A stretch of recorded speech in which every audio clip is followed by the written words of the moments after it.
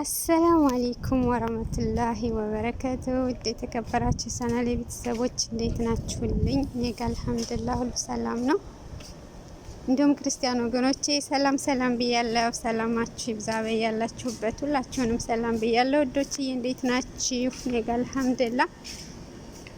ወላሂ ፀሐይ እንዳይመስላችሁ ሙቀቱ ጀመረ ሳውዲ።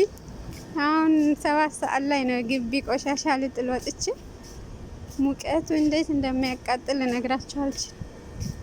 ማሻአላ ረመዳን ላይ በጣም ቀዝቃዛ ነበር። አሁን ግን የሌለ ነው ሙቀቱ። ብቻ አልሐምዱሊላህ። አይኔ ራሱ አይም ተጨፍኗል ፀሐዩ ማለት ነው። እንዴት ናችሁልኝ? እኔ ጋ አልሐምዱሊላህ ሁሉ ሰላም። ውዶች ላይክ፣ ሼር፣ ሰብስክራይብ አድርጉልኝ። ቻናሌን እየተንቀሳቀሰልኝ አይደለም ወላሂ። እኔም ጥሩ ቪዲዮ እየለቀቅኩ አይደለም። ያው ለዛ ነው እና አበረታቱኝ። የስደት እህታችሁ ነኝ፣ አበረታቱኝ እሺ ውዶች።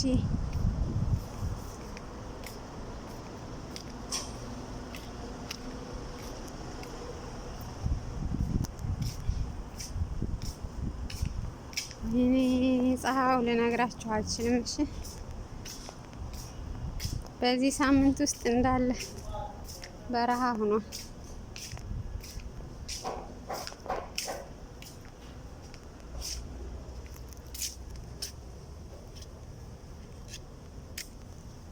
እና ወዶችዬ ላይክ፣ ሼር፣ ሰብስክራይብ አድርጉኝ፣ አበረታቱኝ። ምንም እየሄደ አይደለም ቻናሌ ሀባይቢ ስወዳችሁ እና ይሄንን ይመስላል የስራ ቦታዬ ግቢ። እንኳን መስመሩ ነው ያው መግቢያችን ነው። ዙር እያዘነ ነው ሙቀቱ ተወኝ ልነግራችሁ አልችልም።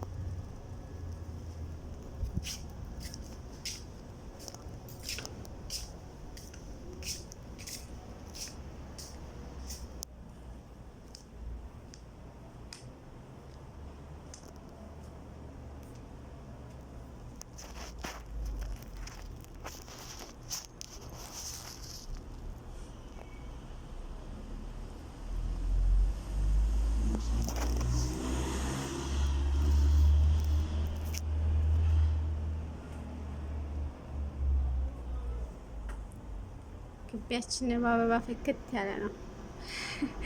ግቢያችን አልኩ ያው ግቢያችን ነው እስካለን ድረስ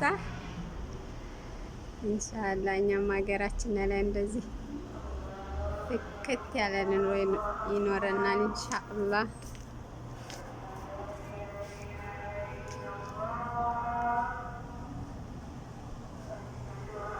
ግቢ እንደዚህ በአትክልት ሲለመልም በጣም ደስ ይላል። አንደኛ ጥሩ አየር ይስባል፣ ንፋስ አለ። አትክልት ምናምን ከሌለ ግን በጣም ሙቀት ነው የሚስበው እና እንደዚህ አትክልት ሲኖር ደስ ይላል። እና እኛም በሀገራችን አብቅቶን እንደዚህ ፏፍክት የምናረግ ይሁን ሀገራችን ቤታችንን ግቢያችንን ኢንሻአላህ።